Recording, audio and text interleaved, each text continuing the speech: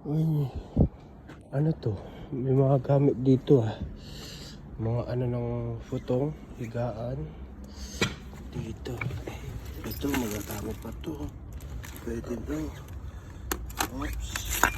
Gatsby. Bago magamit mo. Tabango. Givenchy. O, diba? Sino may sabing, hindi na worth ang pumunta ng Japan? Meron bang ganito sa ibang bansa sa Pilipinas? At saka ano to?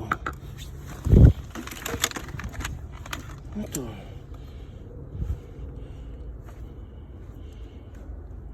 Hindi ko alam yun.